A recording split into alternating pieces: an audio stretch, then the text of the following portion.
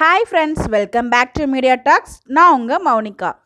ரொம்ப நாளாக இந்த சீரியலை பற்றி பேசணும்னு நினச்சிட்டு இருந்தேன். ஃபைனலாக இன்றைக்கி வந்து பேசலாம் அப்படின்னு சொல்லிட்டு இன்றைக்கி தான் இந்த வீடியோ ஷேர் பண்ணுறேன். இந்த சீரியலில் என்ன தாண்டா நடக்குது?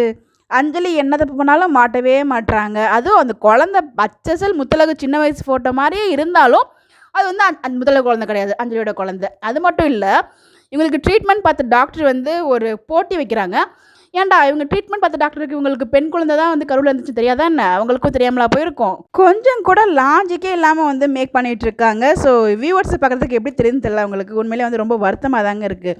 ஸோ முத்தலகு அண்டு பூமி சூப்பர்பான பேரு, நல்ல ஆக்ட்ரஸும் கூட. பட் ஆனால் கதையை இப்படி மூவ் பண்ணுறாங்கன்னு தான் தெரியல. ஸோ ஃபைனலாக தனத்துக்கு எல்லா உண்மையும் தெரிய வந்துடுச்சு. அவங்களும் வந்து வீட்டுக்கு சொல்ல வர மாதிரி வர்றாங்க. இந்த இடத்துல வந்து முத்தலகு குழந்தை அஞ்சலிக்கிட்டே இருக்குது, இவங்களோட குழந்தை முத்தலகிட்ட இருக்குது அப்படின்னு சொல்லிட்டு. அவங்க பிடிச்ச என்ன தான் மிரட்டினாலும் உண்மையை சொல்லியிருக்கலாமே, ஏன் சொல்லலை? ஏன்னா அவங்களுக்கு ஒரு சுயநலம், அவங்க குழந்தை வந்து நல்லபடியாக வாழணுமே அப்படின்னு சொல்லிட்டு.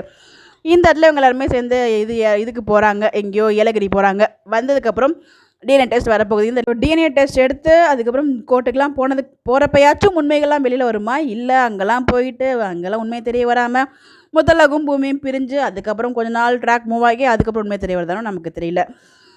எப்படிலாம் சொதப்பணுமோ அப்படிலாம் சொதப்பிட்டு இருக்காங்க. ஸோ அப்படி மட்டும் கொண்டு போயிட்டாங்கன்னா கண்டிப்பாக செம்ம கடுப்பாகிடும். பார்க்கலாம் என்ன நடக்குது அப்படின்னு சொல்லிட்டு. இரிட்டேட் ஆகுது அந்த அஞ்சலி பண்ணுற ஒவ்வொரு விஷயமும்.